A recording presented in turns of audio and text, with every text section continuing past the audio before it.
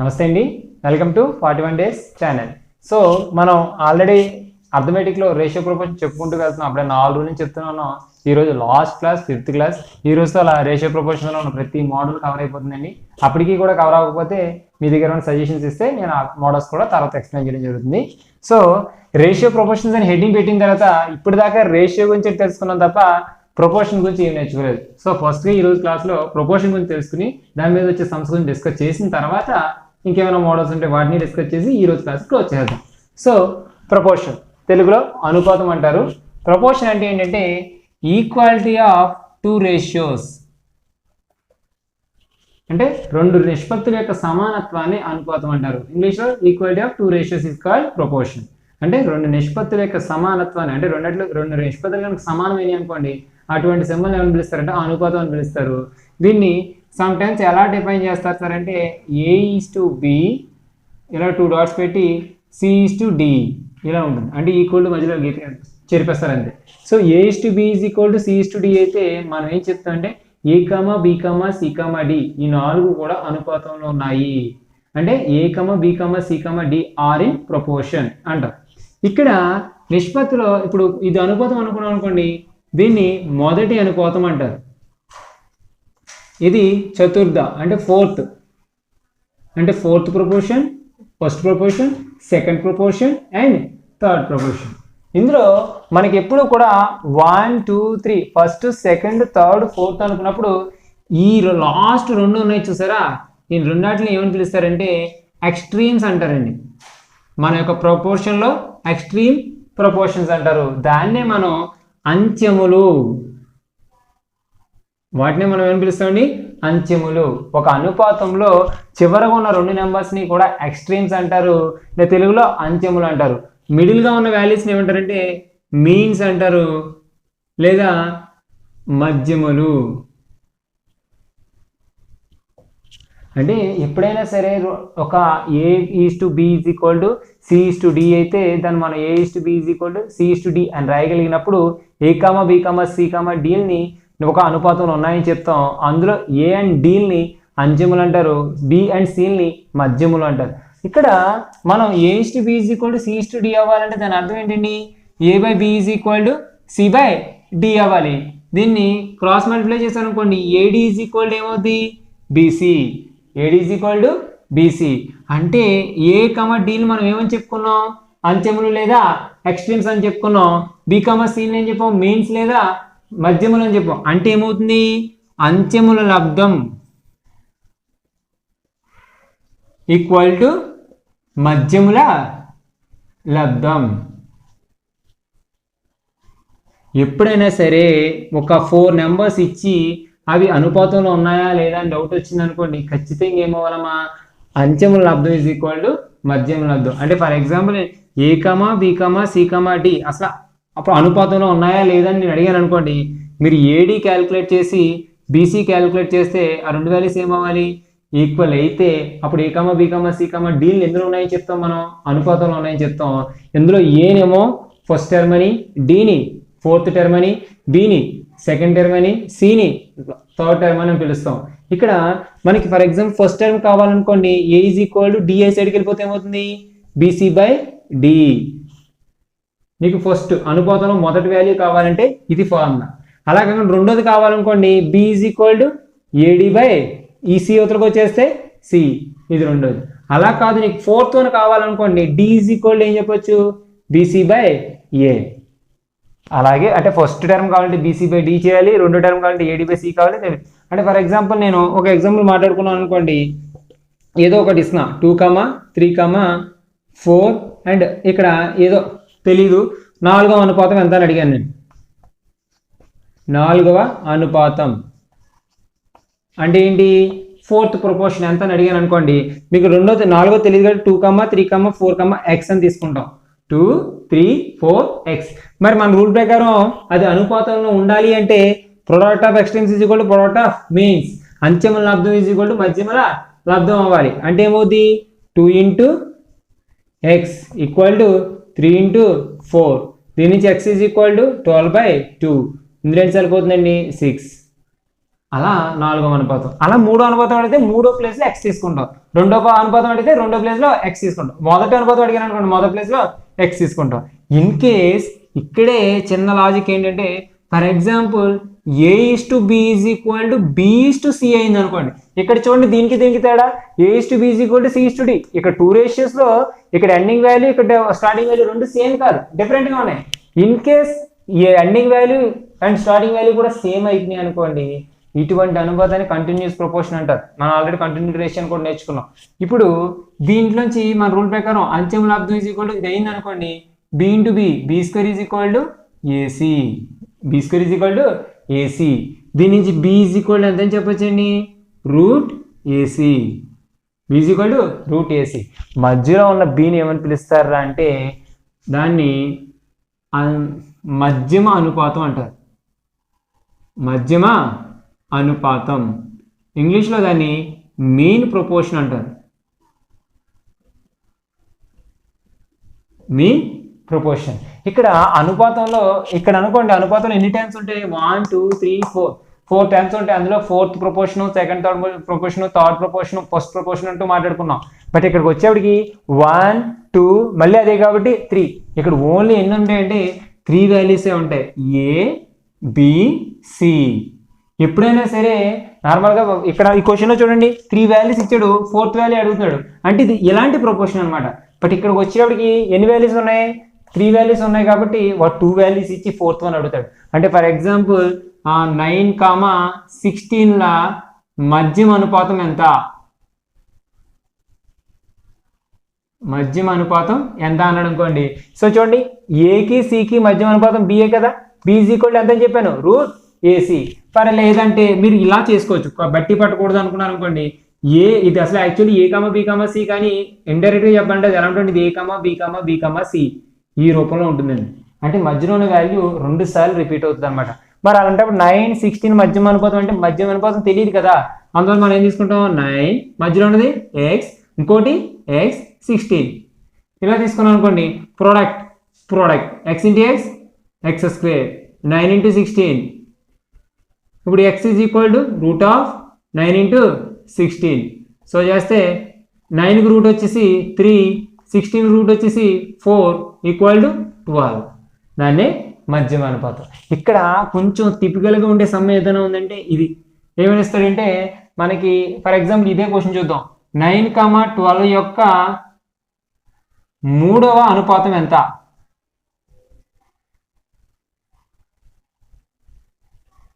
3వ అనుపాతం ఎంత. సరే ఇలాంటి క్వశ్చన్లో 3వ అనుపాతం అడిగాడు అనుకోండి, 1 2 4th కూడా ఇస్తాడు, 3rd ఒకటే ఇప్పుడు. బట్ ఇక్కడ చూడండి 1 2 ఇచ్చాడు, 3వ అనుపాతం అడిగాడు. అనుపాతంలో నార్మల్గా ఎన్ని నెంబర్స్ ఉండాలి, 4 వాల్యూస్ ఉండాలి. బట్ ఇక్కడ ఎన్ని వాల్యూస్ ఉన్నాయి, 2. అడుగుతుంది ఏంటి, 1, మొత్తం 3 అయ్యాయి. 4ది ఉందా, లేదు. ఓన్లీ 3 వాటితోనే అనుపాతం ఎగ్జిస్ట్ అయిందంటే అది ఎటువంటి అనుపాతం, చెప్పాను కదా కంటిన్యూడ్ రేషియో అని, కంటిన్యూడ్ ప్రపోర్షన్. అటువంటి ప్రపోర్షన్ వచ్చినప్పుడు 3వ అనుపాతం అడిగినప్పుడు సరిగ్గా చూడండి, 2వ అనుపాతం అడిగినా లేదా మధ్యమ అనుపాతం అడిగినా ప్రొసీజర్ ఇది. ఏం చేస్తారు, మధ్యలో 2 x'లు తీసుకుంటారు. ఇక్కడ ఏమడుగుతున్నాడు, 3వ అనుపాతం అడుగుతున్నాడు. అలాంటి టైంలో నువ్వు ఏం చేయాలంటే 9, ఇది సెకండ్ కాబట్టి 12, అది ఎన్నిసార్లు వస్తుంది, 2 times and x. So rule ప్రకారం తీసుకున్నాం అనుకోండి, x × 9 = 12 × 12 అంటే అంచెమ లబ్ధం మధ్యమ లబ్ధం. So x = 12 × 12/9. 9లో 3 4 times 3 times 4 times చేస్తే 16. అంటే x = ఎంత వచ్చిందమ్మా, 16. సరిపోయిందా 3rd ప్రపోర్షన్. ఇక్కడ కంటికి ఇది 4th ప్రపోర్షన్ లా కనిపించినా సరే మన రూల్ ప్రకారం ఎలా చదవాలమ్మా, 1st proportion, 2nd proportion and 3rd proportion. మొదటి అనుపాతం, 2వ అనుపాతం, 3వ అనుపాతం. మొదటి అనుపాతం, మధ్యమ అనుపాతం, తృతీయ అనుపాతం. సో నేమ్స్ వర్డింగ్స్ కరెక్ట్గా చూడండి, 1st 2nd 3rd, 1st mean 3rd. So ఇలా 3rd అడిగాడంటే ఇలా ప్రాసెస్లో వెళ్ళాలి, అలాగే మీన్ అడిగాడంటే ఇలా అడగాలి. లేదు ఇలాగ ఒక ప్రపోర్షన్ ఇచ్చి కట్టమన్నారు అనుకోండి, మీరు ఇలా సాల్వ్ చేయడం జరుగుతుంది. ఇలా 3 ఇచ్చేసి 4ది అడిగాడంటే 4ది x అనుకోవడం, xని సాల్వ్ చేసుకోవడం. లేదు ఇలాగ 2 ఇచ్చాడంటే మాత్రం బాగా గుర్తుపెట్టుకోండి, ఇది కంటిన్యూడ్ ప్రపోర్షన్లోకి వెళ్తుంది. కంటిన్యూడ్ ప్రపోర్షన్లో సమ్స్ ఇలా చేస్తారు, ఓకేనా. సో ఒక్కసారి చూడండి, దీన్ని బేస్ చేసుకుని సమ్స్ చేయాలి. ఓకే, సో మనం ఇందులో రేషియో ప్రపోర్షన్ ఆల్రెడీ ప్రపోర్షన్ గురించి కొన్ని టాపిక్ నేర్చుకున్నాం. 4 ప్రపోర్షన్లు ఉండాలంటే అంతిమ లబ్ధం ఈజ్ ఈక్వల్ టు మధ్యమ లబ్ధం అవ్వాలి. అదే 3 నెంబర్స్ ప్రపోర్షన్ ఉంటే దాన్ని మీన్ ప్రపోర్షన్ అంటారని చెప్పాము. సో అలాంటి ప్రపోర్షన్లు ఉన్నప్పుడు సమస్య ఎలా చేస్తాం, ఒక ఎగ్జాంపుల్ చెప్పుకున్నాం కాబట్టి ఇప్పుడు ఎక్సర్సైజ్ కింద చేద్దాం. చూడండి 48, 80, 42 ఇలా చతుర్థ అనుపాతం ఎంత? చతుర్థ అంటే ఏంటమ్మా? ఫోర్త్ ప్రపోర్షన్ ఎంత అని అడుగుతున్నాడు. సో ఫోర్త్ ప్రపోర్షన్ అవ్వాలంటే నేను ఏం చెప్పాను? ఫోర్త్ నెంబర్ని ఎక్స్ అనుకోవాలని చెప్పా. మనకి ఏం తెలుసు? Product of extremes is equal to product of means. అంత్యముల లబ్ధం ఈజ్ ఈక్వల్ టు మధ్యముల లబ్ధము. అంటే 48x is equal to 80 × 42. So మనకి ఏది లెఫ్ట్ సైడ్ ఉన్నది రైట్ సైడ్ ఉన్నది ఒకదానికొకటి క్యాన్సిల్ అవుతాయని తెలుసు. సో ఇందులో 8 పోతుంది 6 టైమ్స్, ఇందులో 8 పోతుంది 10 టైమ్స్, ఇందులో 6, ఇందులో 7 టైమ్స్ పోతుంది. అంటే x ఈజ్ ఈక్వల్ టు ఇటు సైడ్ ఏం మిగిలిందండి? 70 మిగిలింది. అదే ఆన్సర్. లెఫ్ట్ సైడ్ 48 ఉంది, 8 రెండింటిలో క్యాన్సిల్ అయితే 10, 6 టైమ్స్. ఈ 6 ఇంకా ఇందులో సరిపోతుంది 7 టైమ్స్. 10 × 7 70. సిమిలర్లీ ఇక్కడ కూడా చతుర్థ అడిగాడు కాబట్టి దీన్ని ఏదో ఒక ఎక్స్ అనుకున్నాను అనుకోండి. 45 × x ఈక్వల్ టు 135 × 80 అని తీసుకున్నాను అనుకో. ముందు 5 పోతుంది, ఏం పోయినా పోకపోయినా లెఫ్ట్ సైడ్ 5 పోతుంది, ఎందుకంటే చివరి అన్ని 5 ఉంది కాబట్టి. 9 ఇందులో కూడా 5 పోతుంది. ఎన్నిసార్లు? 2, 35 అంటే 7. 9 27లో 3 టైమ్స్ పోతుందమ్మా. అంటే x ఈజ్ ఈక్వల్ టు 3 × 80 240. ఆ విధంగా ఈ సమ్ అయింది. నెక్స్ట్ ఇక్కడ చూడండి పాయింట్లు ఉన్నాయి. ఎప్పుడైనా సరే మనం సమ్ చేసేప్పుడు అన్నిట్లోనే పాయింట్లు ఉన్నాయనుకోండి, మీరు అన్నిట్లోనే పాయింట్ తీసి ఫైనల్ ఆన్సర్లో పాయింట్ పెడితే సరిపోతుంది. ఫర్ ఎగ్జాంపుల్ ఇక్కడ నేను 25 అని తీసుకుంటా, ఇది 15 అని తీసుకుంటా, ఇది 15 అని తీసుకుంటా, నెక్స్ట్ ఇది x అని తీసుకుంటా. నీకు రూల్ ప్రకారం 25x ఈజ్ ఈక్వల్ టు 15 × 15. మన దాంట్లో 5 పోతుంది ఎన్నిసార్లు? 5 టైమ్స్. ఇందులో 3 టైమ్స్. ఈ 5 పోతుంది ఇందులో ఎన్నిసార్లు? 3 టైమ్స్. అంటే దీని నుంచి x ఈజ్ ఈక్వల్ టు ఎంతమా? 3 వచ్చింది. కానీ మరి క్వశ్చన్లో పాయింట్లో ఉన్నప్పుడు ఇక్కడ పాయింట్ పెట్టాలి కదా. అందుకని ఒక పాయింట్ తర్వాత ఎన్ని వాల్యూస్ ఉన్నాయి? 1 1 1 ఒక వాల్యూ ఉంది. అందులో ఇక్కడ మీరు ఏం చేస్తారు? ఒక వాల్యూ తర్వాత పాయింట్ పెట్టాలి. ఇది ఒక వాల్యూ పాయింట్. మరి పాయింట్ చెప్పుకోవడం బాగుంది కాబట్టి దాన్ని ఏం చేస్తాను నేను? 3 వచ్చింది. బట్ యాక్చువల్లీ మనం ఏం తీసుకుంటాం అంటే ఆన్సర్ 0.3. ఎందుకు? ఇచ్చిన క్వశ్చన్లో పాయింట్లు ఉన్నాయి. నేను సమ్ చేసాడు పాయింట్ మీకు కన్ఫ్యూజ్ అవుతారని పాయింట్ తీసుకోలేదు. సమ్ అంతా చేస్తే ఎక్స్ వాల్యూ ఎంత వచ్చింది? 3. మరి ప్రతి నెంబర్లోని కూడా ఒక నెంబర్ ముందు పాయింట్ ఉంది, ఒక నెంబర్ ముందు పాయింట్ ఉంది, ఒక నెంబర్ ముందు పాయింట్ ఉంది. మరి ఇక్కడ ఉన్నది ఒక నెంబర్, దాని ముందు పాయింట్ పెట్టాను. సో కంప్లీట్ చేయడం కోసం ఏం చేశాను? 0 పెట్టాల్సి వచ్చింది. So answer 0. Okay 3 × 3 9. So answer 0.9. Next 64, 72 తృతీయ అనుపాతం. చూడండి ఇక్కడ 2 అంటే నెంబర్స్ ఇచ్చాడు, తృతీయ అనుపాతం 3వది అడుగుతాడు. ముందే చెప్పా 3 ఇచ్చి 4వది అడిగాడంటే అది సాధారణ అనుపాతం, 2 ఇచ్చి 3వది అడిగాడంటే అది చెప్పాను కదా మీన్ ప్రపోర్షన్లోకి వెళ్ళిపోతుందని. మరి అలాంటి సమస్య ఇచ్చినప్పుడు తృతీయ అనుపాతం కోసం నేనేం చెప్పాను? 64, ఇది మిడిల్లో ఉంది అంటే 72, అంటే ఇంకొకసారి 72 ఉంటుంది అది ఇంటూ x. సో తృతీయ అడిగినప్పుడు ఆ విధంగా చేసుకోని చెప్పా. సో మల్టిప్లై చేస్తే 64x is equal to 72 × 72 middle 2 multiply అవుతాయి. 64లో 8 టైమ్స్, ఇందులో 9 టైమ్స్, 8 ఇందులో 9 టైమ్స్.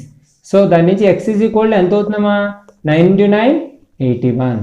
అంటే 64కి 72కి మా తృతీయ అనుపాతం ఏమవుద్ది? 81 అవుతుంది. సరిగ్గా చూడండి ఇక్కడ 2 నెంబర్లు ఇచ్చాడంటే అది ఖచ్చితంగా మీన్ ప్రపోర్షన్. మీన్ ప్రపోర్షన్లో మిడిల్ వాల్యూ 2 సార్లు రిపీట్ అవుతుంది. 64, 72, 72. తృతీయ అనుపాతం అడిగాడంటే లాస్ట్ అడిగాడు, దాన్ని ఏమనుకుంటాను నేను?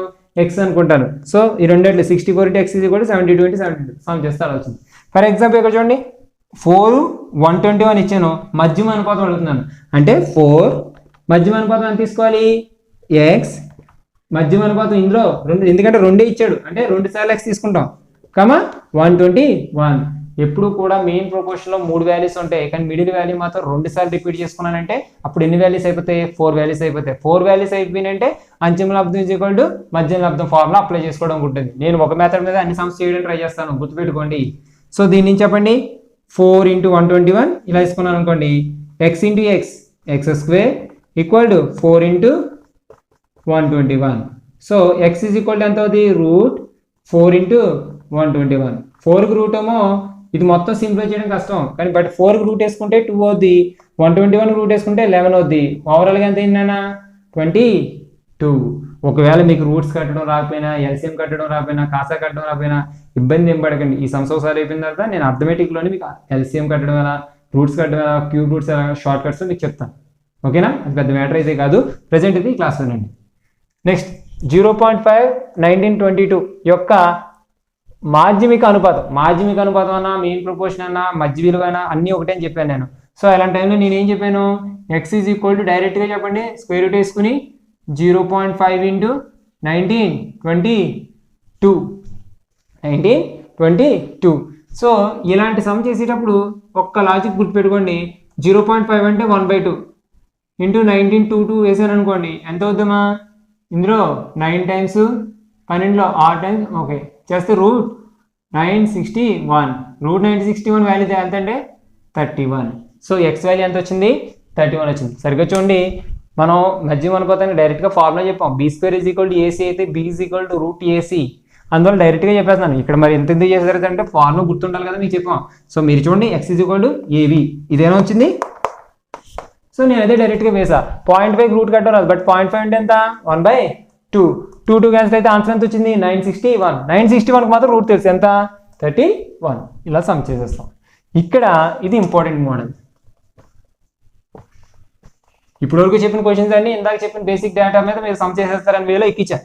బట్ ఇదైతే కొంచెం ఎక్కువ, ఒకవేళ ప్రొపోర్షన్ మీద సమ్ అడగాలనుకుంటే అడిగే ఎక్కువ ఛాన్సెస్ ఉన్న మోడల్ ఇదే.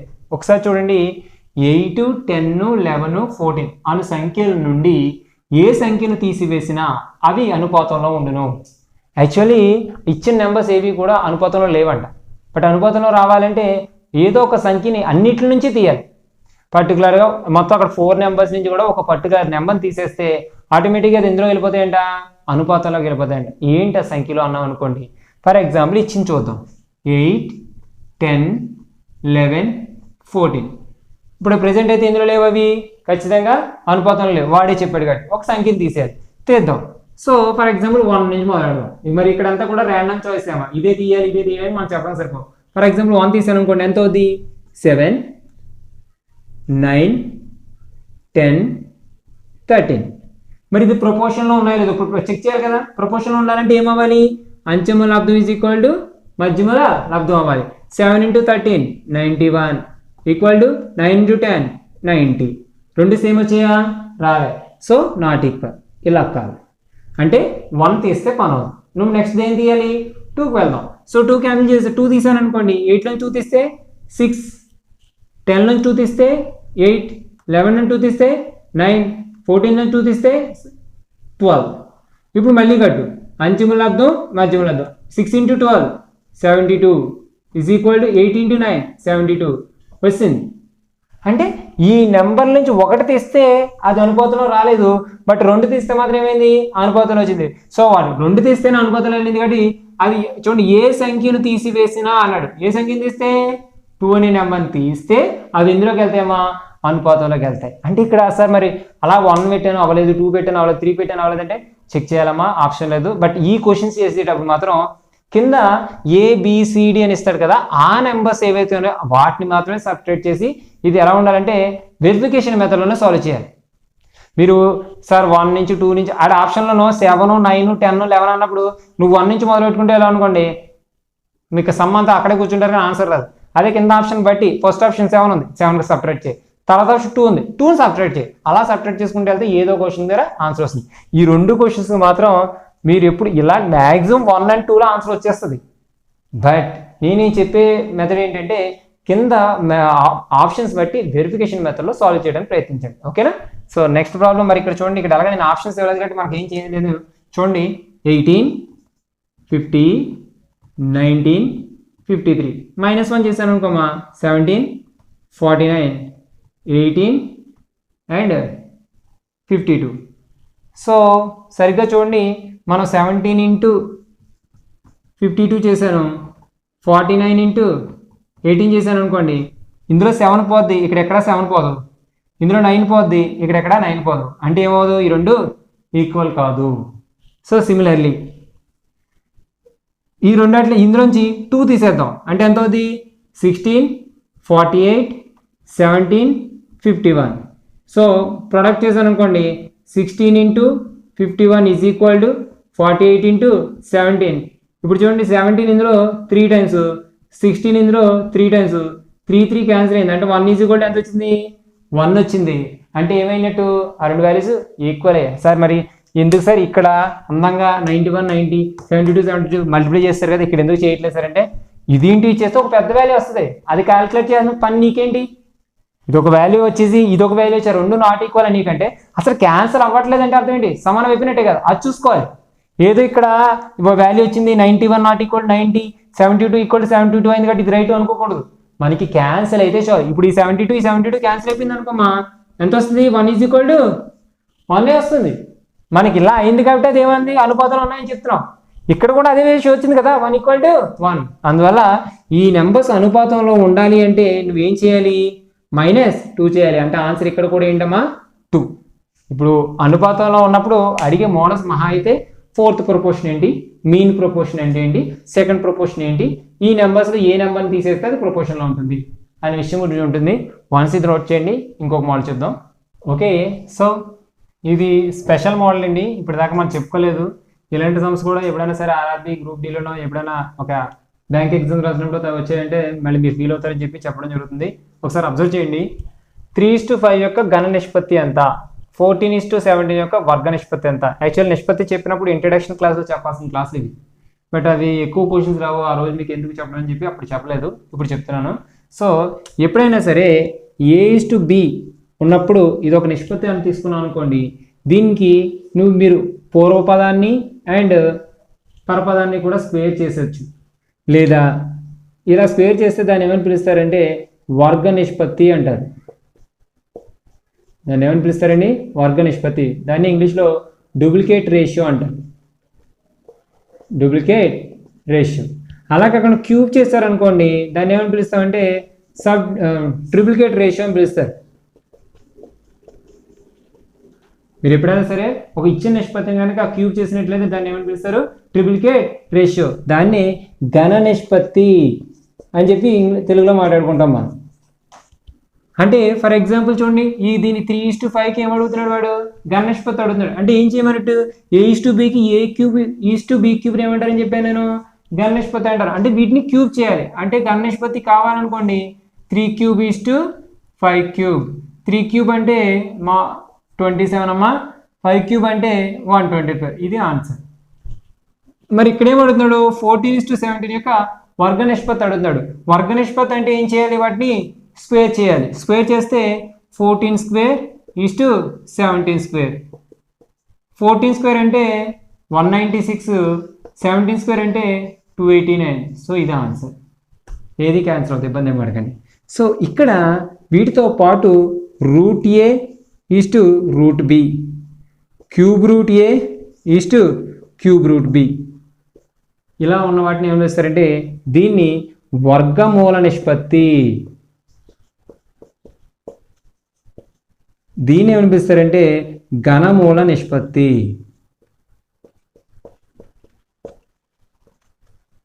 దీన్ని ఇంగ్లీష్లో సబ్ డూప్లికేట్ రేషియో. అంటే ఏం చేయాలమ్మా?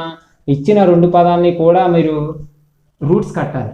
అది దీన్ని సబ్ ట్రిప్లికేట్ రేషియో అంటారు. అంటే ఇక్కడ ఏం చేస్తారు? మీరు వాటిని క్యూబ్ రూట్స్ కట్టాలి. అంటే ఫర్ ఎగ్జాంపుల్ నేను ఏదో క్వశ్చన్ ఇలా అడిగా, 27:64 ఇచ్చా, 27:64 ఇచ్చి మిమ్మల్ని సబ్ ట్రిప్లికేట్ రేషియో అంటే ఘనమూల నిష్పత్తి అడిగాను అనుకోండి, 27కి క్యూబ్ రూట్ కడితే ఎంత వస్తుంది? 3 వస్తుంది. ఎందుకంటే 3కి క్యూబ్ చేస్తే 27 వచ్చింది కదా, 64, 4 × 4 × 4 4³. అందువల్ల క్యూబ్ రూట్ కడితే ఎంత వస్తుంది? 4 వస్తుంది. అంటే దీని యొక్క సబ్ ట్రిప్లికేట్ రేషియో అంటే 3:4.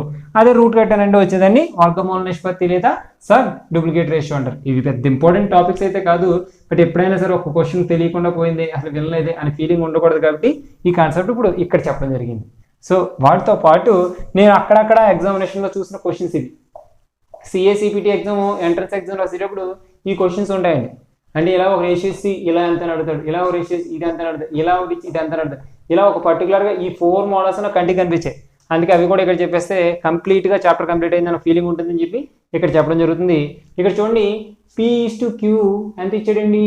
2:3 అయినా 2P + 3Q ఇలా ఎప్పుడైనా సరే చూడండి ఇలా ఇచ్చినప్పుడు ఇక్కడ పీక్యూ ఉంది, ఇక్కడ పీక్యూ, ఇక్కడ పీక్యూ కనిపిస్తుంది కాబట్టి డైరెక్ట్గా పీ అంటే మీరు 2 తీసుకోవచ్చు, క్యూ అంటే 3 తీసుకోవచ్చు. అలాంటప్పుడు ఆన్సర్ ఎంత అవుతుందండి?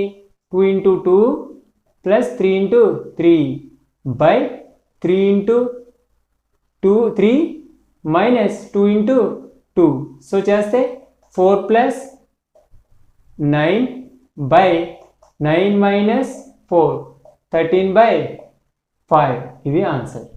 అంటే ఇంకా బాగా చెప్పాలంటే 13:5 అని చెప్పచ్చు. యాక్చువల్లీ మామూలుగా సమ్ చెప్పేప్పుడు అందరూ ఏం చెప్తారంటే P/Q = 2:3 అంటే P అంటే 2x, Q అంటే 3x, తర్వాత P ప్లేస్లో 2x 3x వేసి మొత్తం అంతా సింప్లిఫికేషన్ చేస్తారు. ఎక్స్ పైన కింద ఉంచి క్యాన్సిల్ అయిపోయి సేమ్ అదే వచ్చేస్తుందండి. మళ్ళీ మీరు ఎక్స్ అనే ఒక కాన్సెప్ట్కి వెళ్ళారంటే అది ఒక పెద్ద కన్ఫ్యూజన్ బండాగారంలో ఉంటుంది. అందుకే నేను ఎక్స్ చెప్పకుండా డైరెక్ట్గా ఆ కేసులో ఉన్నప్పుడు మీరు డైరెక్ట్గా పీ ఎంత అయితే పీ అని తీసుకోవచ్చు, క్యూ ఎంత అయితే క్యూ అంత తీసుకుంటాం. ఇక్కడ చూడండి పీ అంటే 5, క్యూ అంటే 7. సో అడుగుతుంది ఏంటి? P² అంటే 5² + 7² బై 2 × 5 × 7 25 + 49 బై 10 × 7 అంటే 70. కలిపాను అనుకోండి ఇదంతా ఏందమ్మా 54 74 74/70 క్యాన్సిల్ అవడం 2 ఉంది కాబట్టి 37/35. సరిగ్గా చూడండి అంతేనా మనం చేసింది కరెక్టేనా తప్ప? సో 5² + 7² 25 + 49 74 2 × 5 10 10 × 7 70 70 క్యాన్సిల్ అయితే ఓకే 37/35 ఈ విధంగా చేస్తాం. బట్ ఇక్కడ చూడండి x/y లేదు. ఇలా చేద్దామంటే మనం x/y తెచ్చుకోవాలి. ఎలా తెచ్చుకుంటాం సరే అంటే ఇక్కడ చూడండి ఒక రేషియో = రేషియో ఇచ్చాడంటే అర్థం ఏంటి? మనం ఏంటంటారు అనుపాతం ప్రకారం అంచుమూల లబ్ధం = మధ్యలో లబ్ధం చేయొచ్చు కదా. చేసాం అనుకోండి ఎంత అవుతుందమ్మా? 2x × 9 = 3y × 4. చూడండి ఈ 9లో 3 టైమ్స్, ఇందులో 2 టైమ్స్ అంటే ఎంత అయిందమ్మా? 3x = 2y. ఇలా ఉన్నప్పుడు నేను నిష్పత్తి అనుపాతంలో ఫస్ట్ మోడల్ చెప్పాను 3x = 2y అయింది అనుకోండి x ఎంత అవుతుందని చెప్పాను? x/y ఇది ఇక్కడ ఉండిపోతుంది, ఇది ఇక్కడికి వచ్చేస్తుంది అంటే డైరెక్ట్గా 2:3 అంటే x వాల్యూ ఎంత అప్పుడు 2, y వాల్యూ ఎంత 3. సో ఇప్పుడు ఫార్ములా అప్లై చేయి 5 × 2 7 × 3 = 7 × 2 5 × 3. సో చేస్తే 10 + 7 × 3 21 14 + 15 ఇచ్చేస్తే 31:29. ఇది ఆన్సర్. సో ఇలాంటి క్వశ్చన్ ఇచ్చినప్పుడు ఇలా మార్చుకోవాలని ఇందులో ఇలా అప్లై చేయాలని తెలియదు. సో ఇది ఇప్పుడు మనం చూడలేదు అనుకొని చెప్పి ఆ మోడల్ ఏం చేస్తాం? జాగ్రత్తగా బిట్ని వదిలేస్తాం. అలా వదలకూడదని నీకు ఈ బిట్స్ చెప్పడం జరుగుతుంది. ఇది same time last and final model a/b = 2/3 b/c = 4/5 అయినా a + b = b + c ఎంత? a/b = 2/3 ఉంది. ఇప్పుడు ఇక్కడ చాలామంది ఇబ్బంది ఏమైపోతారంటే ఏ వాల్యూ 2 తీసుకోవచ్చు, బి వాల్యూ ఎంత ఉంది? 3 ఉంది. కానీ ఇక్కడ బి వాల్యూ ఎంత తీసుకోవాలి? 4 తీసుకోవాలి. బి వాల్యూ 3 తీసుకోమంటారా 4 తీసుకోమంటారా? మరి అక్కడ అలా కంటిన్యూగా ఉందా? లేదు. అందుకని ఇక్కడ ఏం చేయాలంటే కంటిన్యూడ్ రేషియో తెచ్చుకోవాలి. ఎందుకంటే బి వాల్యూ 2 రకాలుగా ఉండకూడదు. ఏదైనా ఒక రకంగా ఉందనుకోండి మీరు అది అప్లై చేసుకోవడం ఉంటుంది. ఇక్కడ ఎన్ని రకాలుగా ఉంది? 2 సైడ్స్ ఉంది కాబట్టి మీరు ఏం చేస్తారంటే a/b అంటే అర్థం ఏంటమ్మా? a/b = 2:3. తర్వాత ఇంకోటి ఏమి ఇచ్చాడు? b/c = ఎంత ఇచ్చాడు? 4:5. మీరు ఇక్కడ a/b/c కట్టండి. అంటే b 2 చోట్ల సమానంగా ఉండేలా కట్టాలి. ఎంత ఇచ్చాడు? 2:3. ఇక్కడ ఎంత ఇచ్చాడు? 4:5. ఏం చేయాలిరా? 4 × 2 8 4 × 3 12 3 × 5 15. ఇప్పుడు వస్తుందా? ఇప్పుడు ఏ అంటే ఎంత? 8, బి అంటే ఎంత? 12, సి అంటే ఎంత? 15. ఇక్కడ బి అంటే ఇందాక ఎంత తీసుకున్నావు? 3 తీసుకోవాలా 4 తీసుకోవాలా? ఒక కన్ఫ్యూజన్ ఉంది. ఇప్పుడు ఉందా? లేదు. ఇప్పుడు డైరెక్ట్గా చెప్పు. ఏ అంటే 8, ఇక్కడ చేద్దాం. ఏ అంటే 8 + బి అంటే 12 బి అంటే 12 + సి అంటే 15. సో చేస్తే 20:27. ఏం క్యాన్సల్ అవుతుంది కాబట్టి ఫైనల్ ఆన్సర్ 20:27. ఎప్పుడైనా సరే ఇలా ఉన్నప్పుడు డైరెక్ట్గా తీసేసుకుంటాం, ఇలా ఉంటే మార్చి తీసుకుంటాం, ఇలా ఉంటే ఇంకా మార్చి సమ్ చేయాల్సి వస్తుంది. సో ఇది రేషియో ప్రపోర్షన్లో మ్యాక్సిమం మీకున్న టాపిక్స్. దీంతో రేషియో ప్రపోర్షన్స్ అనే టాపిక్ కంప్లీట్గా అయిపోయింది. ఈ ఒక్కొక్క వీడియో ఏమో 40 మినిట్స్ వచ్చింది, ఒక వీడియో 30 మినిట్స్ వచ్చింది. బట్ ఒక చాప్టర్ మనం 5 డేస్ చెప్పుకోవాల్సి వచ్చింది. సో ఎందుకంటే మీరు రేషియోస్ తోనే బేసిక్స్తో మొత్తం అర్థమెటిక్ అంతా నేర్చుకుంటారు. నేనే చెప్పాను. ఉన్నట్టుండి నేనే రేషియోస్ తక్కువ చెప్పి మీకు ఏం మెథడ్స్ తెలియకుండా అసలు ఏం ఐడియా లేకుండా నేను వేరే చాప్టర్స్లోకి తీసుకెళ్ళిపోయాను అనుకోండి, మీరు అక్కడికి వెళ్ళిన తర్వాత నేను రేషియోస్ చూడండి అంటాను, అక్కడ కనిపించదు.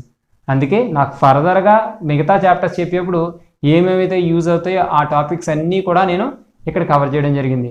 ఒక్కసారి మీరు ఇది ఒక పాజులో పెట్టుకొని మొత్తం వీడియోని క్లియర్గా చూడండి. ఏమో మెథడ్స్ అన్నీ కూడా నోట్ చేసుకోండి. దీన్ని బేస్ చేసుకున్న సమస్య మీ దగ్గర ఏదైనా మెటీరియల్ ఉంటే ఆ మెటీరియల్ చేసుకోండి. ఒకవేళ మెటీరియల్ లేకపోతే ఇబ్బంది పడక్కర్లేదు. నేను పీడిఎఫ్లో మొత్తం ఏమైతే చాప్టర్స్ చెప్పానో అన్ని చాప్టర్స్ సంబంధించిన క్వశ్చన్ బ్యాంక్స్, ఇంపార్టెంట్ క్వశ్చన్స్, మోడల్స్తో సహా మీకు పెట్టడం జరుగుతుంది. ఏదో ఒక డిస్క్రిప్షన్లో ఇస్తాను, దాని నుంచి మీరు డౌన్లోడ్ చేసుకుందరు కానీ అందుకు కూడా ఇబ్బంది పడద్దు. బట్ మీ దగ్గర ఏమైనా ఛాన్స్ ఉంటే మాత్రం మీరు ఒక మెటీరియల్ ఫాలో అవ్వండి. దాన్ని ఫాలో అయ్యి మొత్తం సంస్థని చేస్తే ఒకవేళ మీకు ఏమైనా డౌట్స్ ఉన్నట్టయితే అవి నాకు కనుక మన కామెంట్ సెక్షన్లో కానీ లేకపోతే వాట్సాప్లో కానీ నాకు సెండ్ చేసినట్లయితే ఆ మెథడ్స్ని నేను నెక్స్ట్ క్లాస్లో మీకు ఈజీగా ఎక్స్ప్లెయిన్ చేయడానికి అవుద్ది. ఓకే, సో ఇదంతా గుర్తుపెట్టుకోండి. మీరు ఒకసారి నోట్ చేయండి. దీంట్లో ఏమైనా డౌట్స్ ఉంటే కామెంట్ బాక్స్లో కామెంట్ చేయండి. Thank you.